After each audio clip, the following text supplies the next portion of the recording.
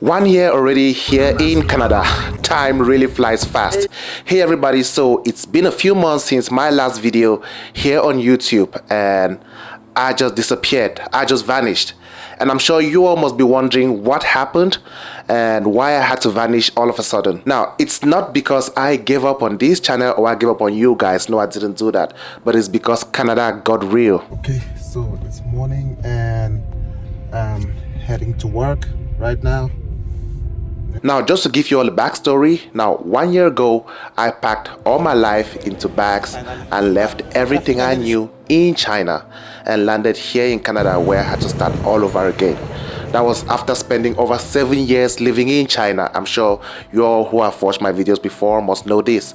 Now, I thought I'll come here and keep making videos like I used to do in China. And I thought when I get here, everything would just continue as usual. I thought I'll just keep making my videos like I used to do when I was in China. And I thought I'll blend in smoothly. But truthfully, Canada doesn't give you time to breathe. So much has happened since I got here, especially when you're trying to survive. Like, for example, myself, I was trying to survive, providing for myself and my family, and still having a dream of my own. And at the same time, trying to make sure that everything can be balanced right here. Just like every immigrant who comes to a new country. But well, I'm back. It was tough, but I'm back and I'm gonna share with you guys all my experiences and how I feel right now. And this time everything is different. Now, within the past 1 year, I've been working multiple jobs here in Canada, studying, and even driving Uber on weekends to just catch up with the necessary bills. Because if you live in Canada or the US or in a Western country, I'm sure you know how the bills go. And I was doing all of this at the same time when I was building my family, adjusting to the system, learning how this country works, and still trying to hold on to my creative side and this channel. And of course, thank you guys so much for sticking with me. Now, as a new immigrant here in Canada, I started looking around. I started listening to people's stories. I spoke to people from all backgrounds, from all walks of life, trying to start over just like me and trying to understand other people's struggles. And I realized this isn't just my story. There's a lot of people, not just here in Canada, but all around the world who have a similar story to this. Now, this is the story of millions of people leaving their countries behind, leaving their cultures behind, leaving their comfort zones and stepping into something completely unfamiliar. Now, people trying to make sense of an identity in a new system, which is obviously very difficult because you have to fight hard with the loneliness and try to adapt to the system, the new food and all. And that's why I had to make this video today to tell you all the full truth and what this move from China here to Canada has been like for me. What no one tells you when you leave a whole world behind to build another world in a new place with new people, making new friends and all. And by the end of this video, I'm gonna answer the question that I've been asking myself all year. Was it worth it? After living in Canada now for 1 year from China, what differences have I noticed? Of course, there are huge differences between Canada and China. Many people have asked me this question, like when I mention to people here in Canada that I used to live in China, they're like, really? What was it like? What's the experience? What's the difference? So that's why I want to break it all right now in this video. Firstly, the culture and the pace of life is very different. In China, life is very fast, but very structured also. Like everything moved with a rhythm. You could get a meal in China at 2 a.m. without stress and at the same price. Like if you go out in the streets, you see restaurants at 2 a.m. People are always on the go. People dancing on the streets at 12 a.m., midnight. Kids on the streets at 11 p.m. at night, just having fun. There's actually this deep-rooted hustle energy, but it also becomes familiar once you adjust. Meanwhile, Canada on its own part is different, slower in many ways, but more individualistic. Now, people protect their time here in Canada. Shops close early, especially in Ottawa. And now everyone, the pace of life isn't just the only difference that I realized while living here in Canada for the past 1 year. There's the work and opportunity. Now, in China, I learned business, I learned negotiation, I learned trade, I learned that fast-paced style of, getting those business connections. I had the opportunities to grow through entrepreneurship. And actually, the market moves very quickly. And if you're smart in China, you can find ways in and you can build something huge long term. Now, Canada on its part offers stability when it comes to long term work, but it's actually slower to break into the market if you're an entrepreneur. It's hard because you have to go through the paperwork, the taxes, and all. But again, one thing I realized on both sides, that's in China and here in Canada, is that everything takes time. No matter where you go in the world, everything takes time, and you start from zero. Even if you've done big things elsewhere, no matter where you go, when you move to a new place, you have to start and then grow from there. There's something called the Canadian experience. Now, when it comes to work, one huge difference that I noticed is that, like during my time in China, I realized the majority of immigrants are either into teaching English or business, these two. Now, a few of them work in companies as software engineers and other departments, but not the majority. Most are into teaching or business. Jobs like working in restaurants, construction, and other types of similar jobs are done by Chinese themselves. Meanwhile, here in Canada, I noticed it's very different. You can do or be anything if you put your mind and work towards it. I believe the populations of these countries might have a huge role to play in these situations, because while being here, I've seen many immigrants in different walks of life, in the banks, in the government, construction, and different parts of the economy. Now, when it comes to the community and communication, China taught me how to build network from scratch.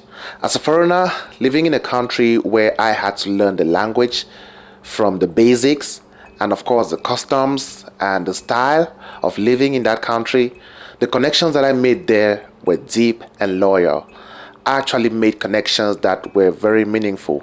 And of course, here in Canada right now, after living here for 1 year, I'm also building such types of relationships, but it's different while living here in Canada. People are very polite, of course. Here in Canada, people are polite, but friendships take time.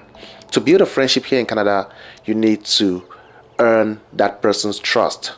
And of course, at the beginning, for any immigrant, that can really feel isolating, especially if you live from a country where you have that friendship, you have people to talk to.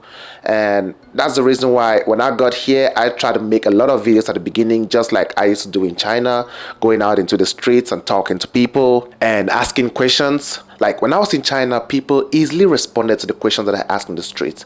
It was easy to I just felt like I could fly around like a butterfly and talk to people. But here it's really different. People love their privacy, they love their space. So I've learned to respect that. And that's one of the reasons why it's been a little bit tough for me to adapt to making videos here in Canada. And now for one of the biggest differences that I've noticed so far during my time here in Canada, the cost of living and daily life.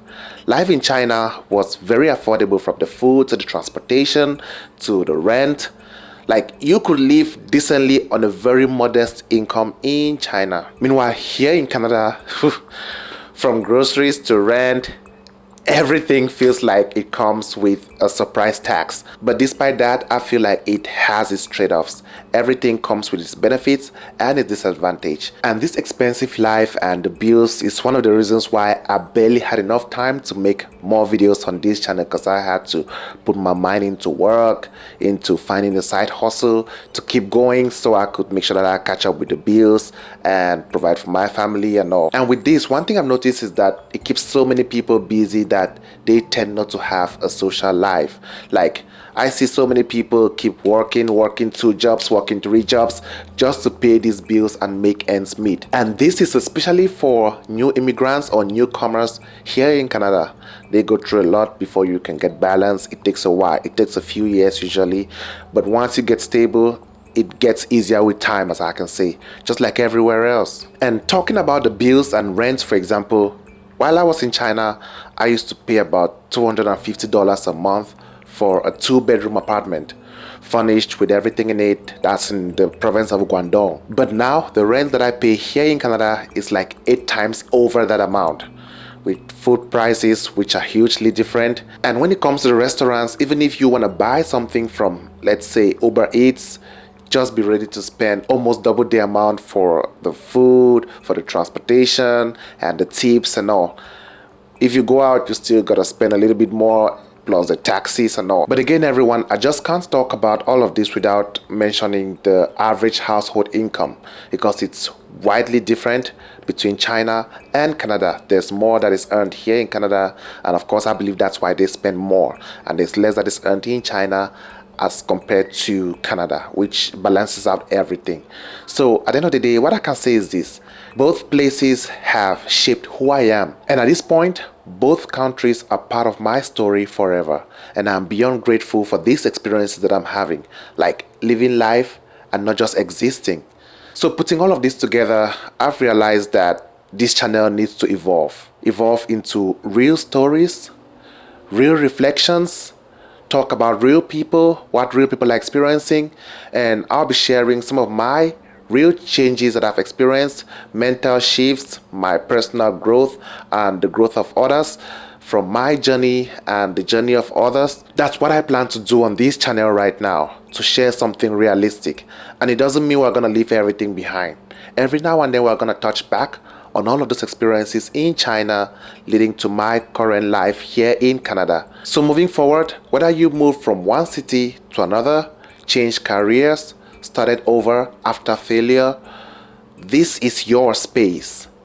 I want to build something that helps us all grow, even if we're just starting from scratch. And of course, it doesn't matter where you live, whether you live in Africa, in Asia, in Europe, in America, no matter where you live, I plan to share all of that for us all. So to answer the main question of this video, after 1 year living in Canada, was it worth it? My answer would be yes. But not for the reasons that you might think. Not because I'm financially better off, not because life here is easier, but because I've grown in ways I never imagined.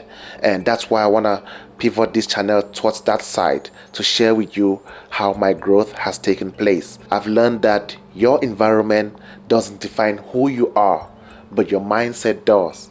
And of course, look at me, I'm still here, still dreaming, still showing up. And that's worth everything. And from now on, this channel is all about real stories.